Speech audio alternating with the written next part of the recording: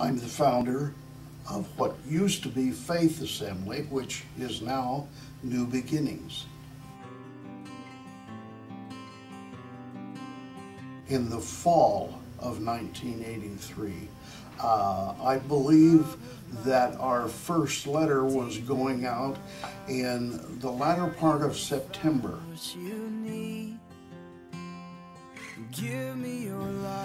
We started with a humble 13. When we had our first meeting and shared one to another what the Master had laid on our heart, rather than running and hiding and not going to church anymore or shuffling around and doing all kinds of other things, we molded together for Jesus and moved forward. And in less than 18 months, we had accumulated 150. Develop a group that would be approximately 600. At that time, we was going to divide off the family that had been a part of our church that lived closer to another facility area on the other side of town, and we would, what is commonly called, mother out another church. In other words, assist, love, help them get their feet on the ground and running. Shortly after we were established, and all praising God, with a building that was several years old, had leaks in the roof, that had been patched, and yet now we had a devastating fire that totally destroyed the entire sanctuary section of this facility that we're in today.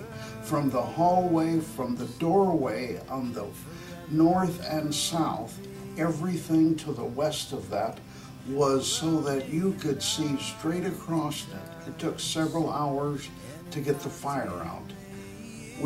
Many of us was standing in the street asking God, what is coming next?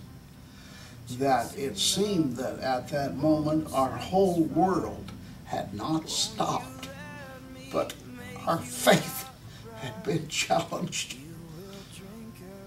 We then, with the newspaperman coming and asking the pastor, what was we going to do without a church? I stepped up, spoke up, and said, "Sir, let me remind you who the church is. That is just a building. We are the church. We will have services this next Sunday in a different location." Shortly after that, of course, we went into the outer building, still on the grounds, the bigger of the two metal buildings, and was there for a considerable length of time. This was delayed because we had to straighten that up and make it presentable to have church in, pews, etc. That we continue to grow, and just not in numbers, but in spirit.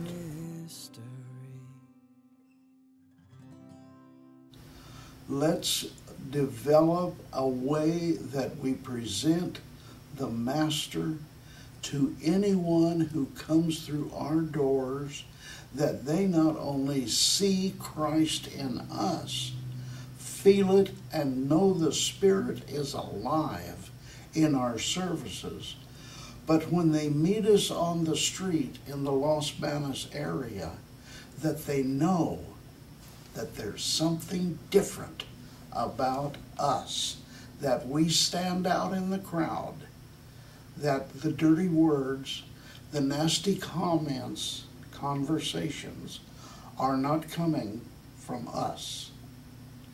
We need to clean our own house first and step out for Jesus, because He will never let you down. He is always there. Amen.